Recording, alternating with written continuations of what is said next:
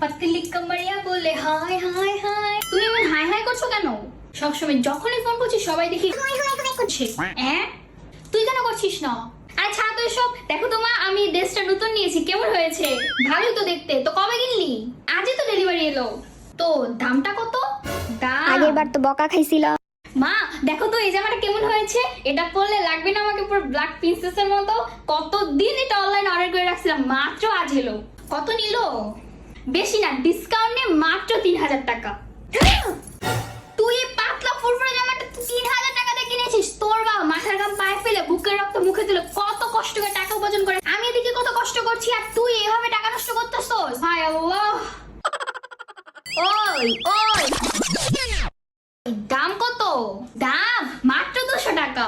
ও 200 টাকা, তাহলে ঠিক আছে। এ না হলে আমার মেয়ে। এক কাজ করতো, তোর খালামণির মেয়েদের জন্য 2টা অর্ডার করে দে।